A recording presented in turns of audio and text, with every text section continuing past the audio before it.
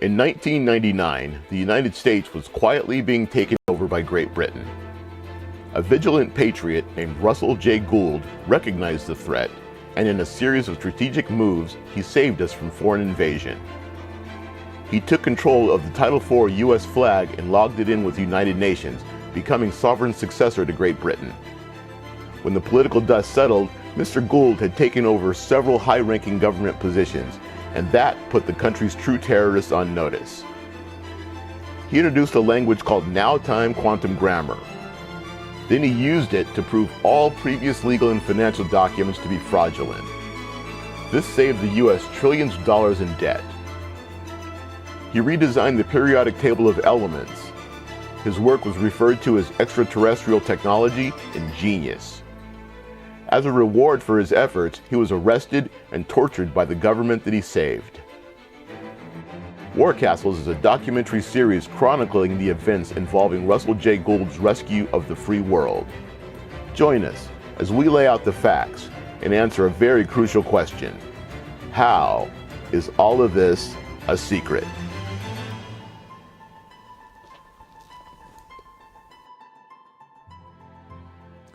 In the year 2007, the mortgage crisis hit the United States. Several of the guys in my unit got together. We were sitting around the shop one day and talking about how we were losing our homes and we were all about to be tossed out on the street. We were really kind of worried about it. As we were sitting around talking shop, we were like, hey, we got the clearances to do this.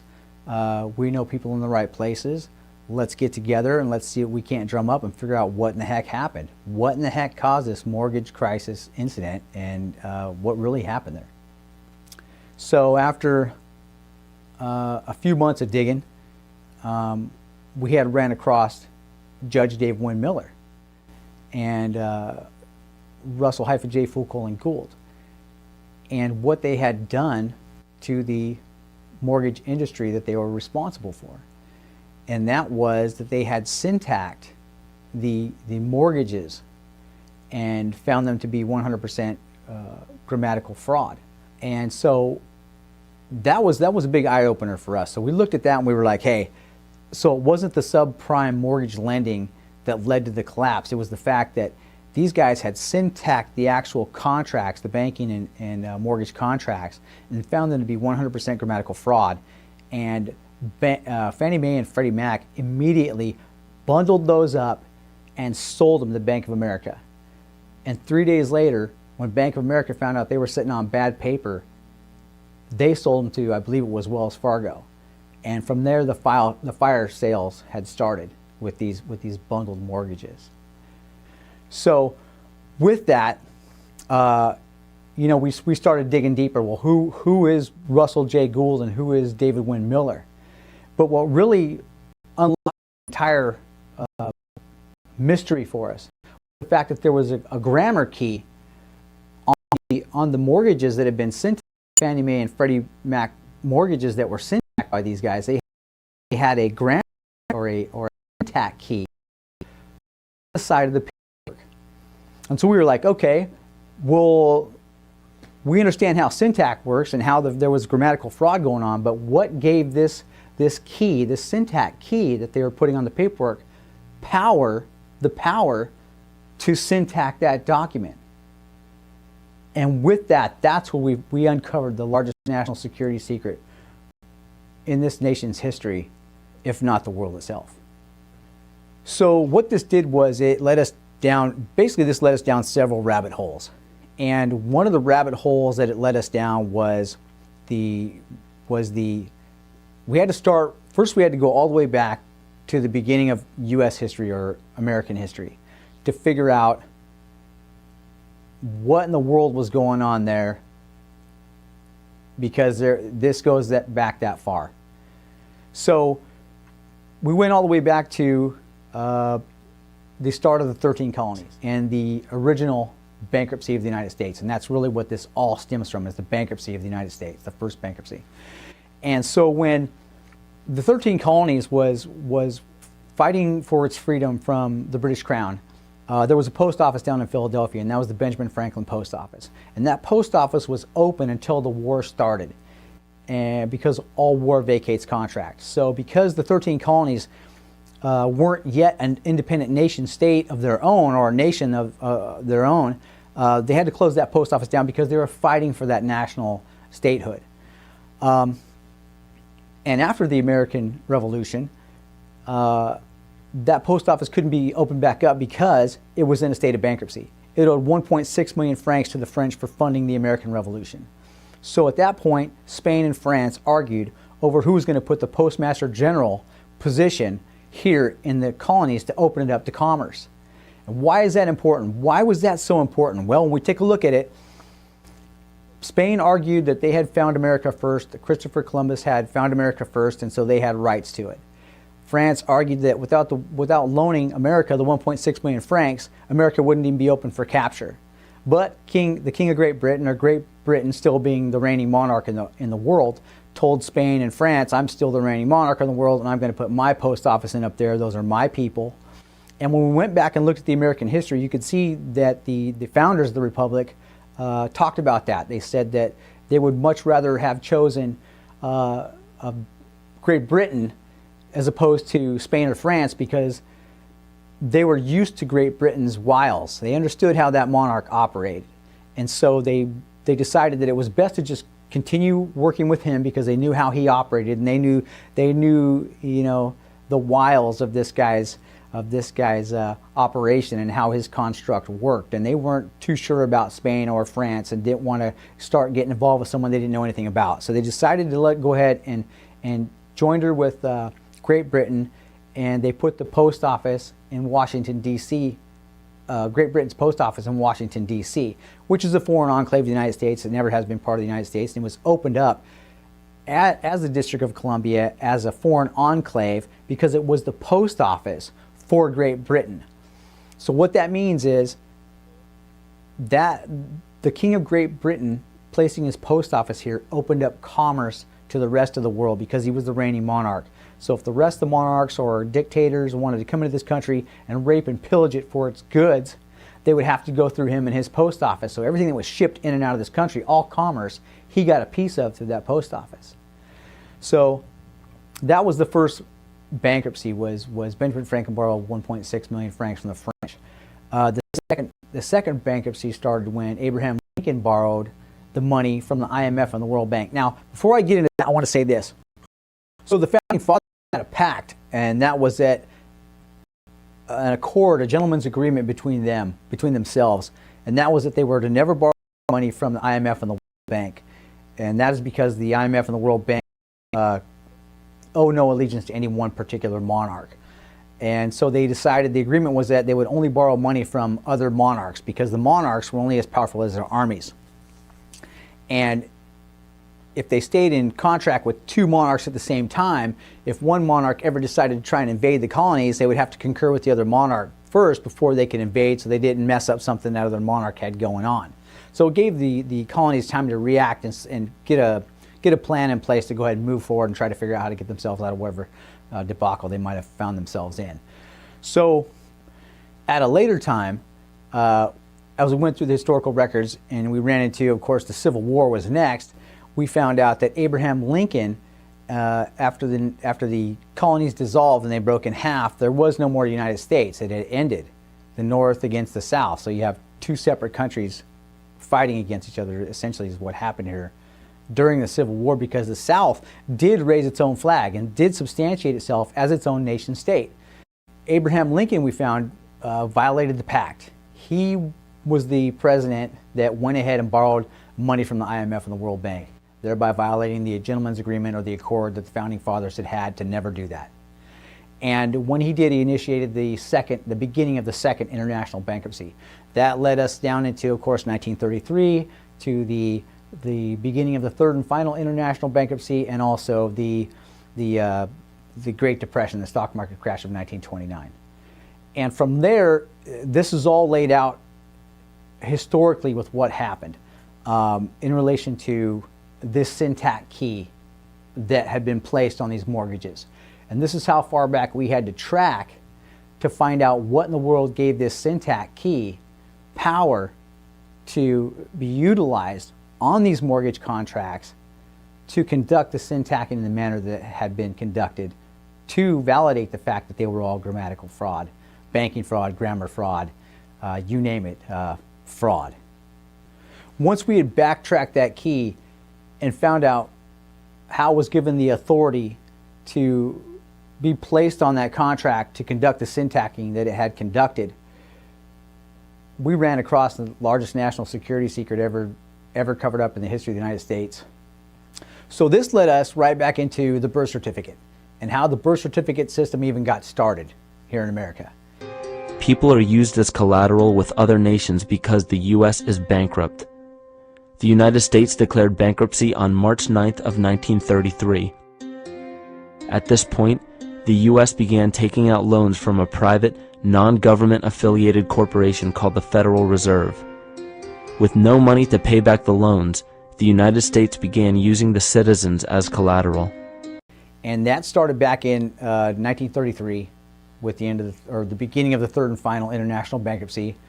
And of course, we had found out at that point that the United States owed so much to the IMF and the World Bank for what Lincoln had done that we had to give up, Roosevelt had to give up all the gold that was here in the United States to pay off the debt to the IMF and the World Bank. So the United States was completely broke. We had no money. And so they devised the birth certificate system, in which case the people themselves were the gold bars, became the gold bars. And they had been built for taxes to pay off whatever debt was still remained, whatever debt still remained, or whatever debt was still going to be incurred by the financial needs of the United States. And that system came to an end on November 2nd, 1999. That entire system came to an end. And with that, like I said, we uncovered the largest national security secret ever kept in the history of the United States. We still don't know why it's been kept a secret. We have a good idea of why it's been kept a secret because we understand now the deep state's in charge. We understand who the deep state is, we know how they operate, and this has been one of the largest deep state secrets in the history of the United States. And we're bringing it forward because we understand what the hell happened. So you think to yourself, okay, well, it's a birth certificate system, so what? So they use the people as chattel to create an income off of so they could substantiate the wealth that was necessary to go ahead and get us through our administrative ordeals as a nation. As we got looking at this thing and we researched it further and deeper into what the birth certificate system was, this thing was attached to the largest warfare platform in the world that was essentially created to go ahead and capture everybody on the planet as chattel or property. And this was how they were going to go ahead and create their wealth off the sweat of everybody else's backs. And so this led us, of course, right back to the Vatican, London City, and the Pentagon. And those were the three locations on planet Earth, the three war castles, so to speak, that substantiated the empire of the three city-states. And I encourage all you guys out there to take a look at the empire of three city-states and do your research on the empire of the three city-states and exactly what that is.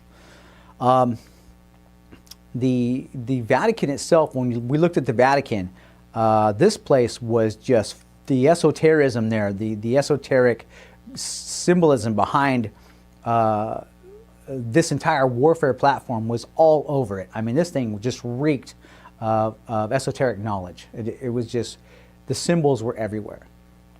Now, when you look down at the Vatican, you see a keyhole and a phallus, and of course the timelines and the shipping lanes coming off there, and the keyholes that lead to those, the doorways that lead from those timelines and shipping lanes from the phallus, from the center of the keyhole there, or the womb, the female womb.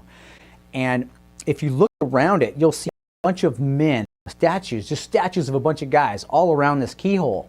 And what they are doing is, this is an orgy. These guys are waiting, literally waiting their turn to the world. And I can't emphasize that enough, what that means. They're waiting for their turn to be the next pope so they can be in charge of what they're in charge of. And when we looked at what they were what they were laying claim to being in charge of, when you look at the Vatican, was time. That warfare platform was a location on planet Earth to capture time. And it was demonstrated by the gargoyles that were there holding the sands of time horizontally to stop the sands from flowing up and down, and they therefore had captured time with the Gregorian calendar. Now with the Gregorian calendar, they tell you what day Monday is, what day Tuesday is, what day Wednesday is. And that is the calendar all the stock markets on planet Earth use to pay out to. All shipping and commerce moves by that calendar. So these guys, we found out, have nothing to do with Jesus Christ. They have nothing to do with God. They literally watch the movement and shipment of all commerce. And they say, or they claim, that they have been given, they have heavenly authorizations to be in command and control of those shipping lanes and those timelines, to watch the shipment and movement of all commerce. So basically all they do is watch the shipment and movement of all monies and all cargo on planet Earth, to include the militaries, because you can't move militaries without money being somewhere first. So these guys know where the wars are going to be, they know where they're going to start, and they know who's behind starting them and finishing them off. That's what we found out in the long run. So when we took a look at how all this worked, it ran back to the 3 international bankruptcies, like I said, and the third and final international bankruptcy came to an end in 1999. And when that happened, the post office that Great Britain had opened up in the enclave of Washington, D.C., the District of Columbia, had to close down. The king had to vacate the position, and the trustee for the bankruptcy had always been the President of the United States. He was the administrator for the bankruptcy, always has been. Well, with the end of the third and final international bankruptcy, the post office was closed down, and so we no longer needed a trustee because there was no more bankruptcy. But that was the long-range warfare plan of Great Britain, was to use the IMF and the World Bank, because we knew we weren't going to be able to pay back the interest that Abraham Lincoln had incurred by borrowing the money from the IMF in the first place. The end of the third and final international bankruptcy would step in, pay the debt to the IMF and the World Bank off, and capture the United States back again as part of Great Britain, and we'd all become peasants and serfs again.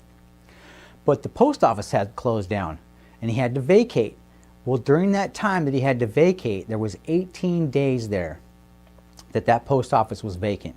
And during that time, Russell-J. Foucault and David-Wynne-Miller had seen this whole thing coming. They had been studying the bankruptcies. These guys were great at it. They understood the courts and the ports, and they understood that the neutral ports were the courts. And with that, Russell, understanding what was about to take place here, ran up to the Pentagon and asked the Pentagon if they had a copyright and patent on the Title IV flag for the United States, the Title IV flag.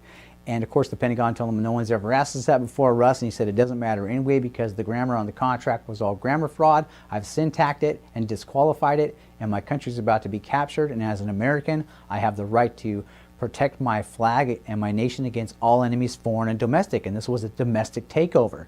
So he captures the flag, takes off to the United Nations, legs in at the United Nations, and when the United Nations said, okay, but all the land on planet Earth is taken up, Russ, what land do you choose? He said, well, we choose the land of the courts during the time of the contract. And of course, with that, that gave them the most powerful, the highest and most powerful court on planet Earth.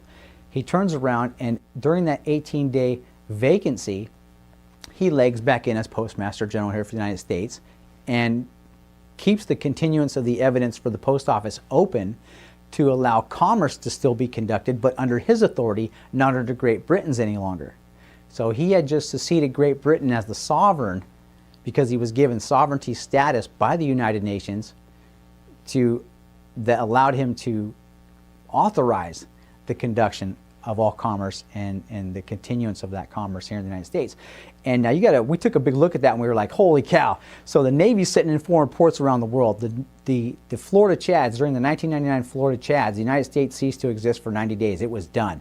But But there was an 18-day period in there where the post office was closed down. There was no longer a president. There was no longer a need for a middleman or a trustee anymore.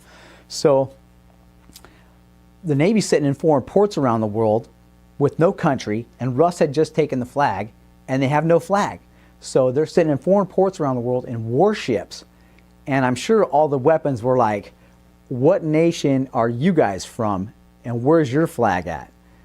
And when we went through the presidential paperwork and the congressional record, this is all chronicled in the congressional record and the presidential paperwork that we had ran across for that day, that we had found with what happened was that Bill Clinton was halfway around the world in Kosovo with the National Security Council. At 9 a.m. in the morning, he got a phone call from here in the States telling him that the Title IV flag had just been captured by Russell-J. David-Win Miller, and it was now their new flag. They had just saved the United States from a surrender and takeover of Great Britain, this orchestrated long-range warfare attack. You guys had spent 200 years orchestrating, had been stopped in its tracks, these guys. So the Navy immediately signed on with Russ in 2003, and we're like, you're the new sovereign for the country, you got the flag, you saved the United States from surrender and takeover. Outstanding, no one's ever done that. And he legged in with them and leased the flag to the Navy so the Navy could continue to conduct its commerce, its shipment, because the Navy's all shipping. So they were able to ship themselves around the world and continue to protect the United States in a defensive posture, or offensively should they need to move to an offensive posture.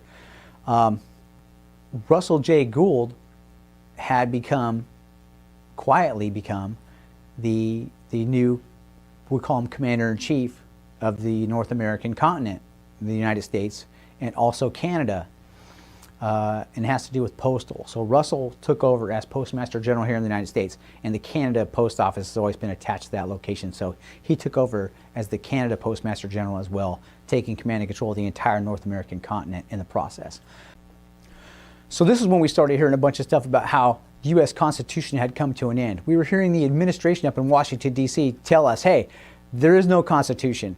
And we couldn't figure that out. We were like, what in the hell are you guys talking about? There's no U.S. Constitution. Well, it wasn't the actual U.S. Constitution itself that dissolved in relation to the Bill of Rights and your freedoms here and the way the government operates as far as the legislative, executive, and judicial branches.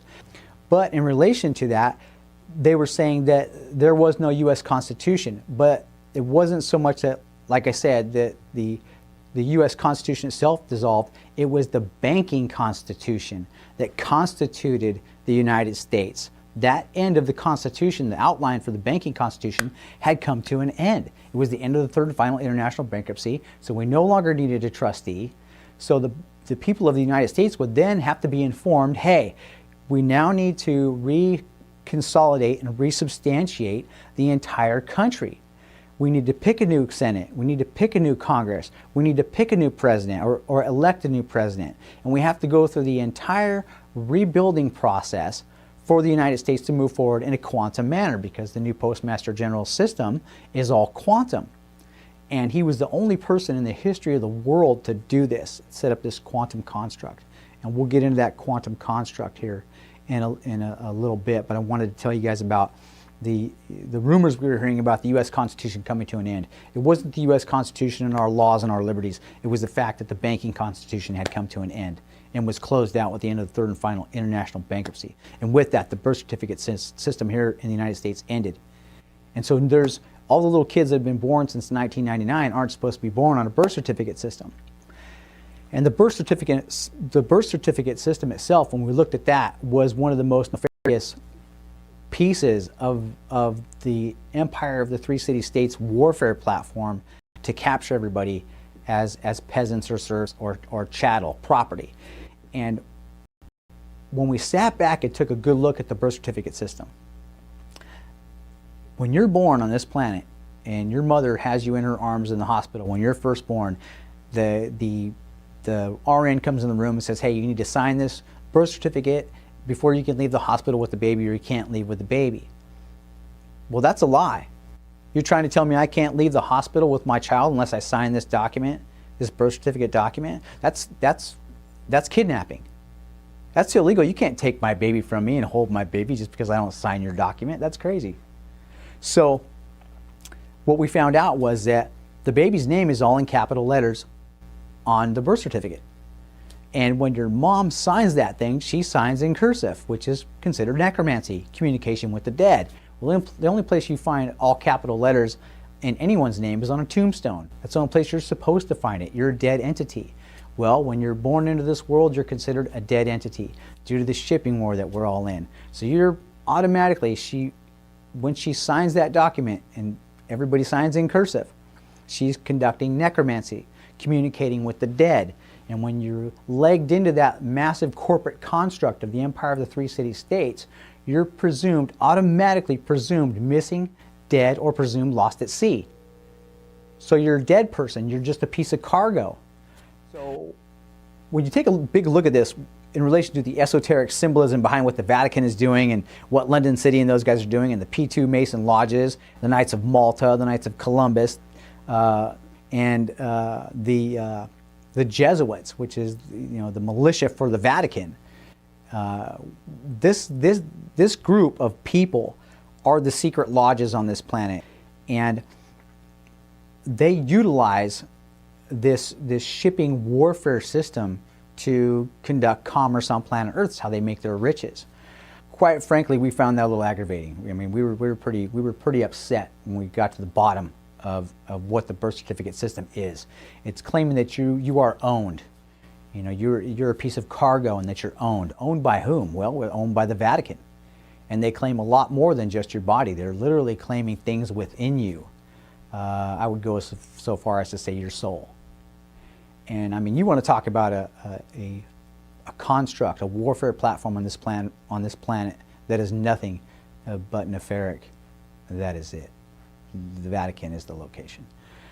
So what we were looking at was, with this global system of governance, was we'll just call her a female. We'll call her, as a matter of fact, it's the Great Whore of Babylon. She's the Great Whore of Babylon, as clearly laid out in the Bible.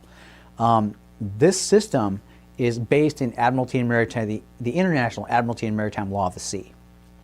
And all of the corporations on planet Earth, to include the Empire of the Three City-States specifically, contribute to the strengths and the existence of this system, this female, we'll call her. In relation to what Chief Russell J. Gould done with his system, that he created a time scenario, and with that, of course, he had his own elemental table and a periodic table and elemental chart, and his elemental chart was so genius in its construct that it destroyed the previous elementals chart. And when it did that, it took down the planet's ability to communicate. It has just destroyed all the nations' ability to communicate with one another in relation to shipping and the movement of commerce, because they could not create a mathematical fact or a 0 point to base their sums and differences upon.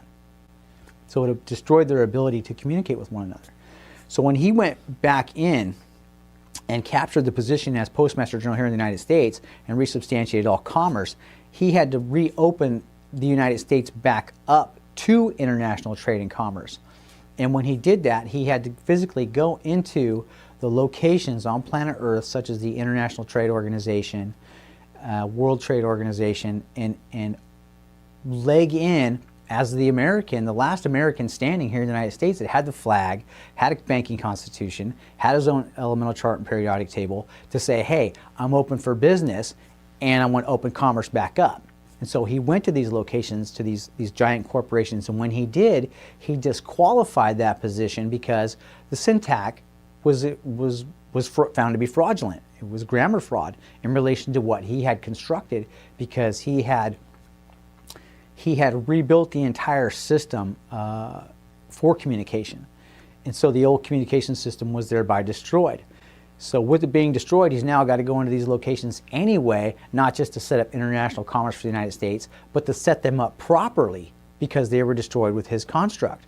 So now as he sets them back up proper, the Whore of Babylon that was once using International Admiralty and Maritime Law of the Sea to claim everyone as presumed missing, dead, or lost at sea. And when we went back to biblical scripture, of course, then this leads all the way back to that.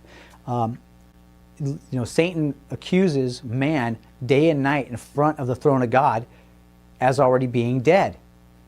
And when you further look at the esotericism behind that, he's basically trying to mirror what God did.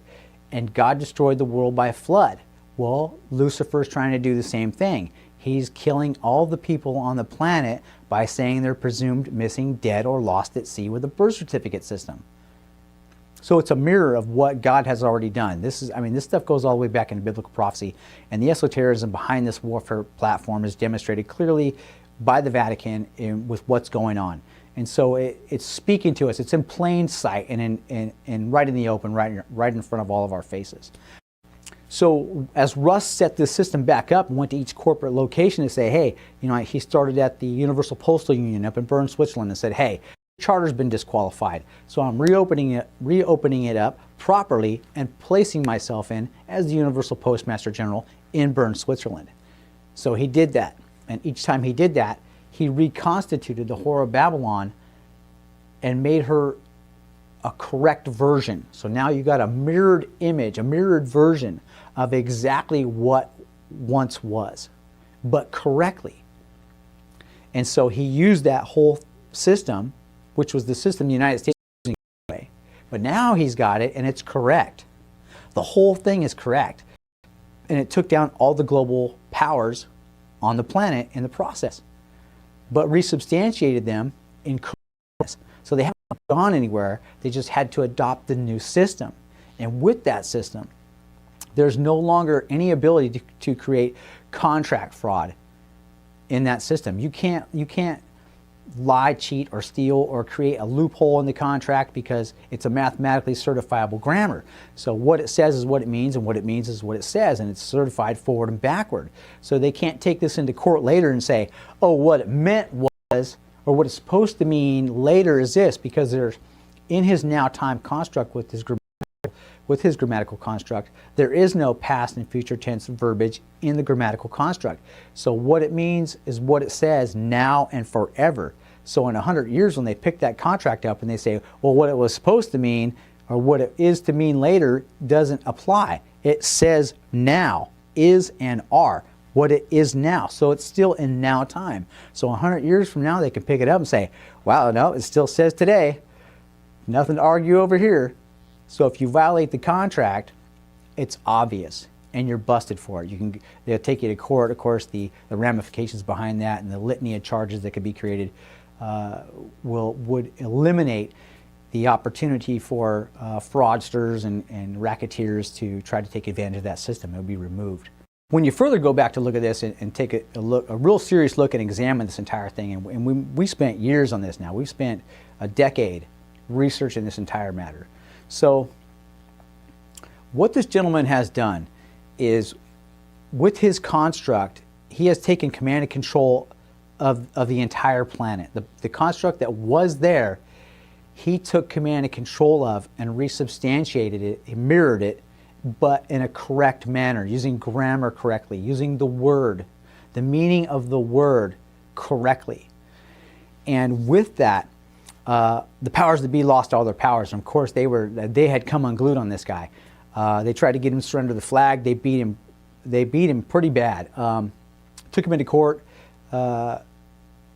because what he had done was he had started court-martialing Bush and Cheney and 500 admirals and generals for not immediately jumping onto his plane and immediately initiating the changeover of the new government to take place all the way down to the civil level, so that contracts written by civil governments and state governments would all be operating with this quantum grammar construct, so that you couldn't racketeer anymore. There'd be no way to launder money to move pedophiles or guns or drugs or anything like that. The money was going to go where it was supposed to go. You couldn't borrow from the school slush fund to pay for the roads.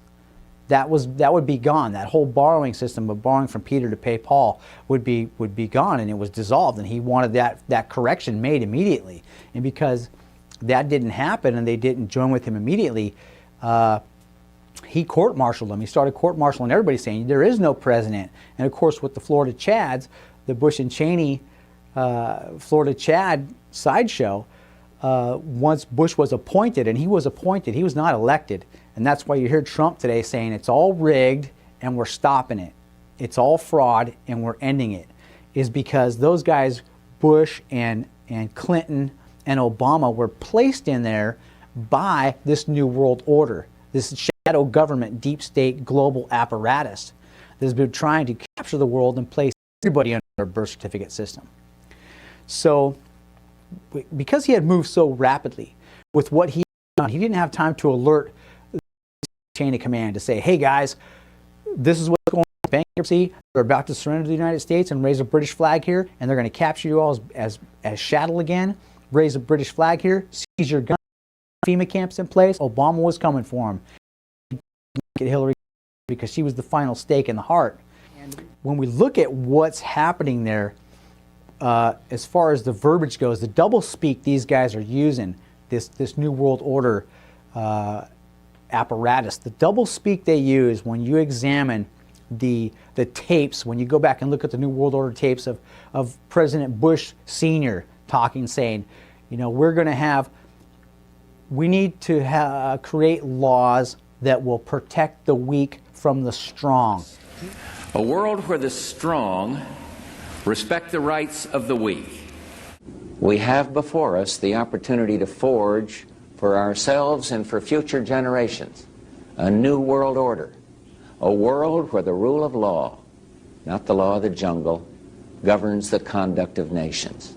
Strong. He's not talking about weak people as far as this person who's unemployed. He's talking about the weak people, the New World Order being so few against the strong, the people of the world who don't want this apparatus to come into play, that know what these guys have up their sleeve in the long run. We've read the Bible. We know what it looks like. We know what they want to bring into fruition. We know what's coming. The playbook's in your hands.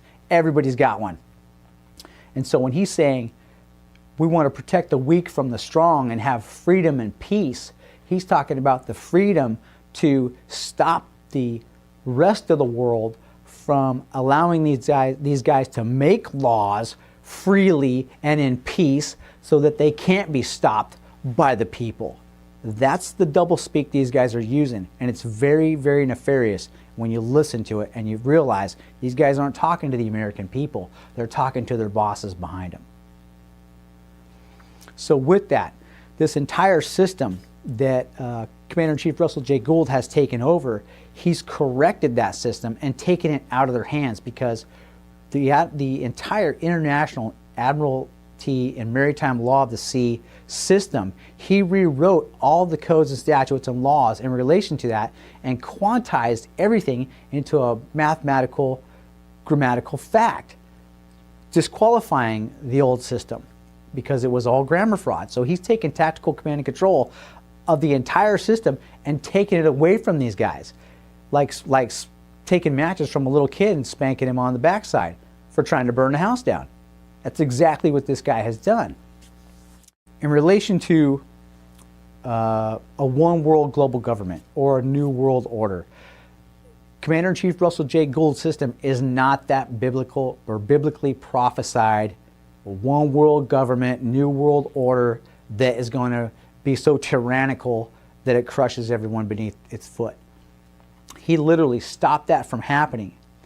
And because they didn't want to play with him, because of what he had done was so great, and he had moved so fast, and he only alerted the upper echelons and told the bad guys, hey, I'm taking command and control here. He failed, and a huge oversight on his part was that he failed to tell the non-commissioned officer chain of command in the military what he was doing so people could get behind him and thank him for saving the country from, one, a surrender and takeover, and two, the New World Order apparatus's attempt to conquer the planet. He stopped it right in his tracks, but because he moved so fast, he didn't alert the rest of the The bad guys kicked him to the side and placed in the Federal Reserve. So the banks moved in, the Federal Reserve Board moved into the Postmaster General position up in Washington, D.C., and chose a new Postmaster General. And that's all chronicled in the Congressional Record, which is all to be found in the 1999 Government Reformation Act. The government needed to be restructured anyway, because it was the end of the third and final international bankruptcy. But prior to that, we know this was a takeover attempt and a surrender attempt back to Great Britain, because the Amero was sitting there waiting prior to the end of the third and final international bankruptcy in 1999. They had the Amero set. They were waiting to get the Americans to join the European Union. It was already in place. We were this close to being surrendered, and he stopped it in its tracks. So when that happened, like I said, they didn't want to play ball with him. And as we looked at what was happening there, the P2 Mason lodges, the Knights of Malta, the Knights of Columbus, and the Jesuits were losing their minds. I mean, these guys were pulling their hair out, because Russell J. Gould was not groomed by the P2 Mason lodges. He's not a Mason.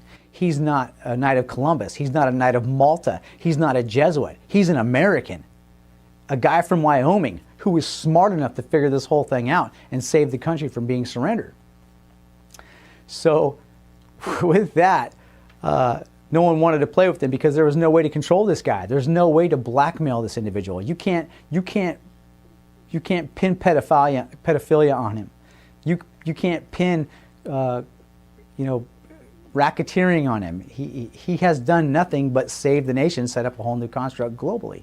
So because there's no way to blackmail or control this guy, they don't want to let him take over, because he doesn't adhere to their standard operating procedures. He doesn't adhere to any other of their beliefs, their belief systems, their belief structure, and they did not want to let him take tactical command and control the way he had.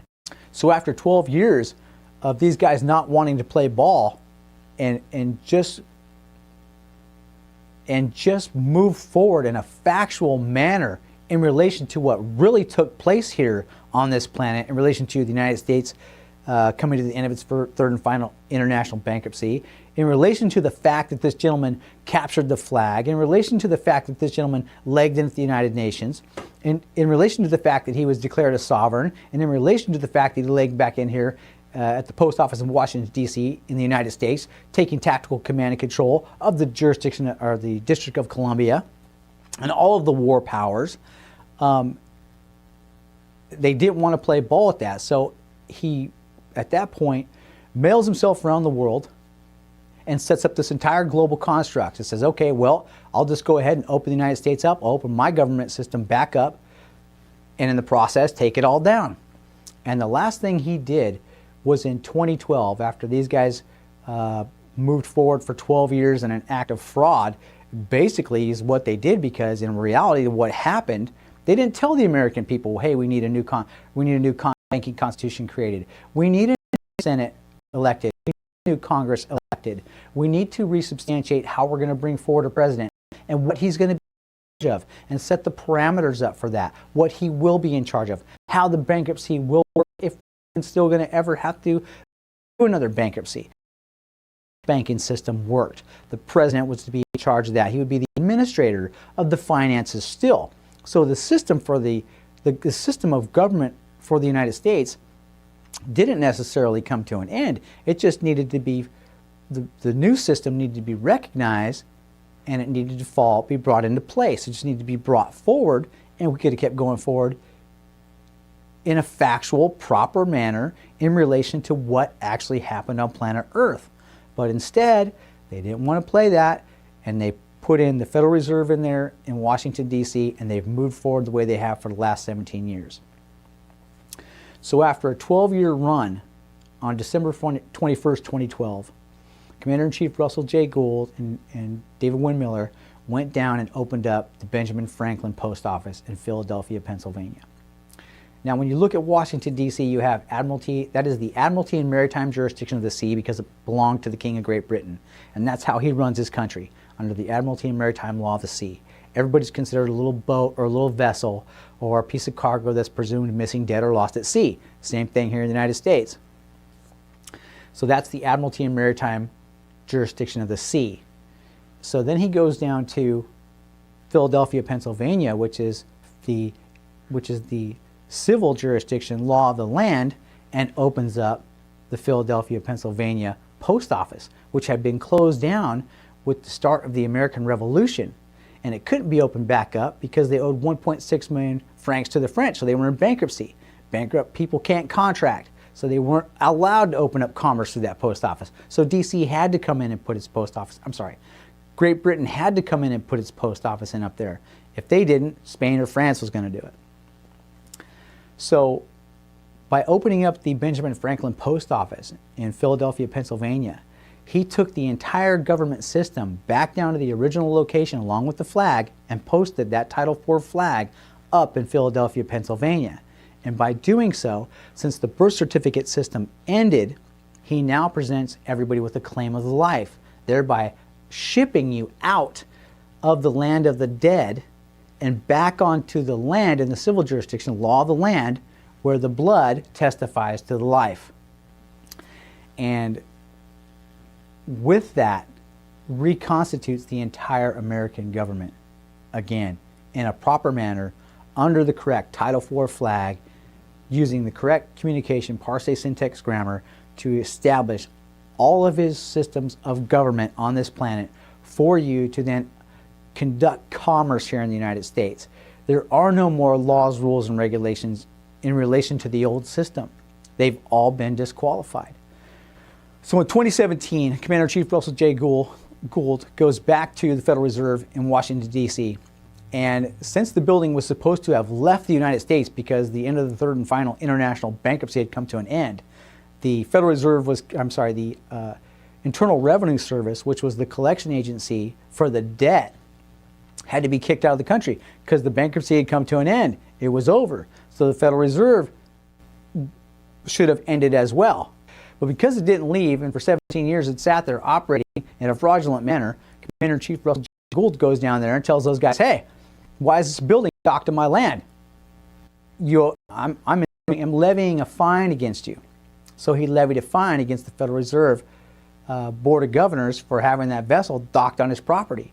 And the fine was 17 million tons of gold that he wants to use to assist Mr. Donald John Trump and Mr. James Mattis, Secretary of Defense, and the rest of the military and the people of this country to resubstantiate the government here, back the nation up, and create a new monetary system and place the values in his bank and on his platforms, place those values on his stock market platforms so that the United States can start conducting international commerce and trade again. He's been trying as hard as he can to try to get Mr. Donald John Trump's attention, to try to let him know what he's doing. He's trying to give Mr. Trump a flag and let him know, hey, I'd like to authorize what it is you're doing. I'm behind you with the clean out, 110%. This is something that he tried in 1999 to clean this apparatus out in 1999 and couldn't do it because he didn't alert the military and no one knew what he had done. He moved so fast, no one knew what he had done. So the bad guys, the deep state, kicked him to the curb and kept moving forward. And that deep state apparatus is the deep state apparatus that Donald Trump is now finally cleaning out of Washington, D.C. And this is the reason we're bringing this forward. This is the largest national security secret in the history of the nation, if not the world itself, in relation to how it took down all the powers globally, how it was reconstructed, in relation to the mortgage, housing, financial crisis of 2007. This entire national security secret was revealed to us. We've gone through the congressional record, we've gone through the presidential papers. Everything's there. It's all chronicled there. You can find it there. We've listened to the Navy SEALs scream. We've listened to my commanding general, Major General Jerry Boykin, say get involved. The Navy SEALs are yelling to get involved. Everybody's yelling get involved to us former special operations guys, to us military personnel, current, past, future, present. Get involved, figure out what's gone wrong, and fix it. Well, it's been fixed, guys, and it's been kept from us for 17 years.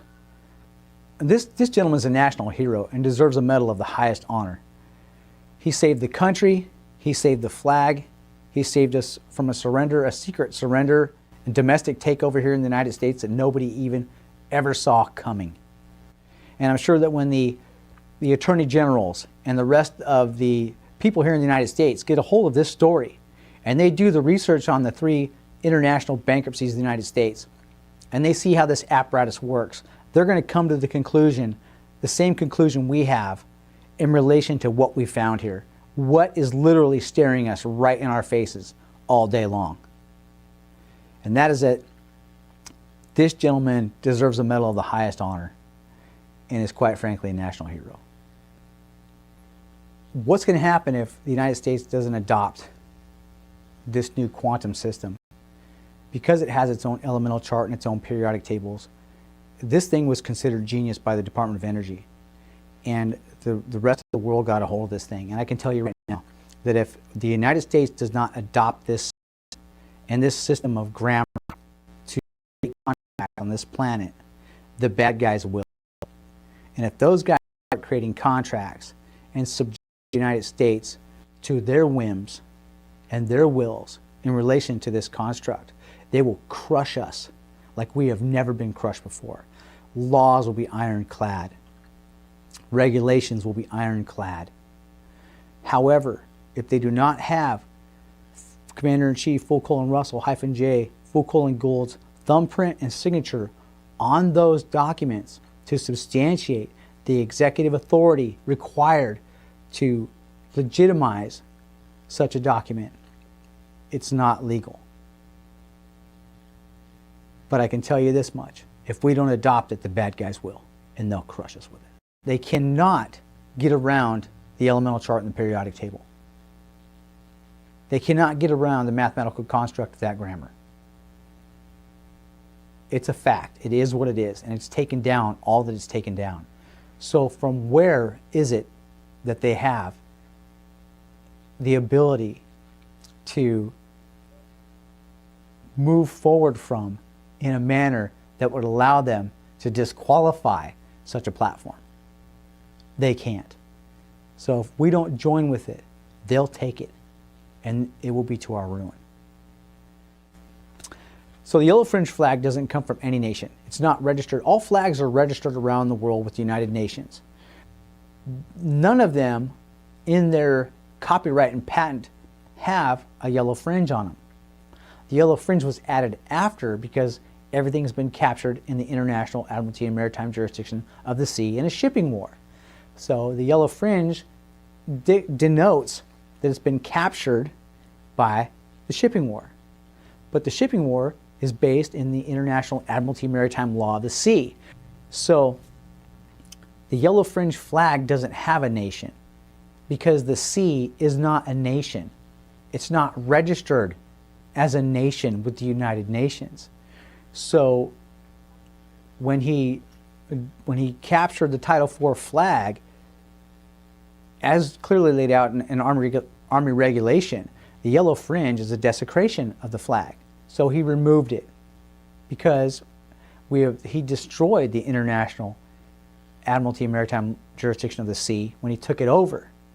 So he removed the yellow fringe off it because he's captured the shipping war and released everybody from it by shipping them back in onto the land, at least here in the United States. So the yellow fringe flag doesn't have a nation. It's based in international admiralty maritime law of the sea. Well, the sea is not a nation. It's not registered at the nations as a nation. So the yellow fringe flag of the sea. Well, the sea is nothing. So it's a flag of nothing. Basically, it's a corporation. It's a huge corporation, but they're using that admiralty and maritime jurisdiction in violation of its jurisdiction on the land in an act of warfare against the people, saying your own boats and little vessels. Well, you can only claim a little boat or a little vessel if I'm out in the middle of the water. as your flag clearly denotes. You have a yellow flag or yellow fringe around it, saying we're an Admiralty and Maritime Law of the Sea. Well, if you're on the land, you're in violation of your jurisdiction, therefore you're conducting inland piracy. So these guys and their entire system globally, they are nothing more than pirates. That's all they are, and they've declared everybody else to be a vessel or cargo that they can rape, plunder, and pillage. So they're literally, this is a global group of pirates is what this is. So, yeah, wild, right? Wild. Over the last 10 years, we have gone and spoke with Commander-in-Chief Full Colon Russell-J. Full Colon Gould several times. And he has continually told us time and time again that he's tried to reach out to Washington, D.C., to the administrative personnel up there to tell them what it is he's done, because this is being kept a massive secret away from the masses. And he keeps trying to make contact, and every time he does, he's not recognized, or his work is obfuscated. But he's been trying to get up there this last year to tell President Donald John Trump that, hey, this is what has happened, and I'd like to give you all the authorization in the world that you need to run the country legitimately, and I will back you all the way, but you've got to reach out to me. And he keeps trying to get up there and tell the guys, hey, this is the reality of what's happened here. You know, I know you think there's something else, but it's not. When you look at the 3 international bankruptcies of the United States, this gentleman has walked this out. And it has been done. And he did it. And it needs to be recognized by the rest of us. And this is why we're bringing it forward to the rest of our community, to the Special Operations Command community, to the SEALs, to the Green Berets, guys like Ben Smith, who had the balls to step forward and make a stand, to the guys like Larry Ward, who had the balls to step forward and take the stand. This gentleman had the balls to step forward and take the stand for this entire nation. He captured the flag. He rebuilt the Constitution, the banking Constitution. He resubstantiated the entire global construct in a correct manner in an effort to correct the criminal malfeasance that is running wild on this planet, that none of us are happy with. A birth certificate system that has us all enslaved to it from cradle to grave, to include our children for generations to come, that literally ended in 1999. This entire system ended in 1999, and he's been trying to tell everybody, hey, look what I've done. Take a look. Stop with the Black Lives Matter. Stop with the race wars. Stop with the sideshows. Stop all this stuff and take a minute to look at what's happened here in the United States in relation to those 3 bankruptcies. And you will see what this guy has done. And the tyranny that we are all under the oppression of, these laws and these rules and these regulations that are being stuffed down our throats through the states' territories by the former 3 administrations in there since 1999 to 2017. And thank God Trump came forward. He's in there. And we're behind in relation to all that. The system has been corrected. And we're bringing this story forward to the rest of the special community for review. I'm urging you guys, look at this information. Look at the record. Look at what's happened. Listen to his story. Listen to this gentleman tell you what has happened, and take a look at the construct. Because if we let this one go, I'm urging you guys, gentlemen, please, the guys in the special operations community, the guys out there that have urged us to find out what in the hell has gone wrong with the country. This is it. This is what has gone wrong with the country. And I'm urging you guys to research all of this. Take this seriously. Open your minds and open your eyes to it. Because it happened.